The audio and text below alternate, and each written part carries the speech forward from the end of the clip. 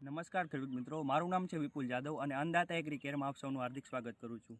તો અત્યારે જીરામાં મેઇન તો સારા એવા જીરા જોવા મળે છે બધી જગ્યાએ, પણ ઘણા ખેડૂત મિત્રોને લીલા ચરમાનો પ્રશ્ન હોય છે, જે લીલો સુકારો કહેવાતો હોય છે. તો કે શું છે? તો કે એમાં ફ્યુઝેરિયમ વિલ્ટ આવે, જેમાં ફ્યુઝેરિયમ ઓક્સીફ્લોરમ નામની ફૂગ આવે છે, તે જીરામાં ઇનોક્યુલમ થાય. હવે આ જે ફૂગ જ્યારે જીરામાં અંદર જાય છે એટલે એની ઝાયલમ અને ફોયલમ એટલે અન્નનળી અને જળનળી સીધો એની ઉપર એટેક કરે છે. એની ઉપર એટેક થાય છે, એના લીધે જે જીરામાં પાણી અને જે ખોરાકની આપલે હોય છે એ ઓછી થવા માંડશે. એના લીધે જે તમારો છોડવો હશે એ એમનામ સુકાવા માંડશે. સુકાવે એટલે કઈ રીતે સુકાશે કે એમનામ થોડુંક પાણી આવતું હશે એટલે પાંદડા આખા લીલા લીલા અહીંયા ચરમી જશે. એને આપણે લીલો સુકારો કહીએ છીએ. તો હવે આના માટે મેઇન પ્રશ્ન રહેતો હોય કે એના માટે દવા કઈ મારવી જોઈએ. તો અત્યાર સુધીમાં કોઈ એવી લેબલ ક્લેમ દવા તો ફ્યુઝેરિયમ વિલ્ટ માટે છે નહીં. કોઈ પણ કંપનીની અત્યાર સુધી મારી જાણકારી મુજબ તો નથી. પછી એના માટે તો કરવું શું જોઈએ?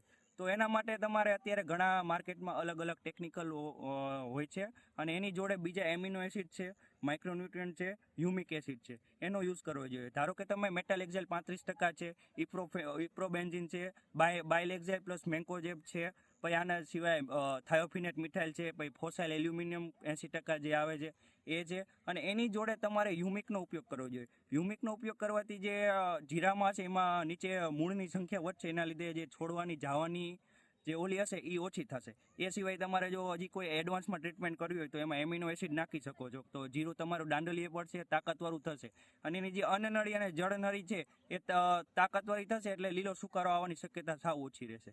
એટલે અત્યારે જે ખેડૂત મિત્રોને બહુ સુકારો આવી ગયો છે એના માટે તો કોઈ એવું ખાસ ટેકનિકલ નથી કે આપણે એનો ઉપયોગ કરીને એને ઊભું રાખી શકીએ. પણ જેને હાવ ઓછો આવ્યો 10%, 15%, 20% આવ્યો છે, અથવા તો જેને આવ્યો જ નથી, એના માટે આપણે એડવાન્સમાં મેટલ એક્ઝેલ છે, થાયોફિનેટ મિથાઇલ છે, એનો ઉપયોગ કરી શકીએ. અને જોડે તમારા એમિનો એસિડ છે, હ્યુમિક છે અને માઇક્રોન્યુટ્રન છે, એનો પણ ઉપયોગ કરી શકો છો. તો ધન્યવાદ ખેડૂત મિત્રો.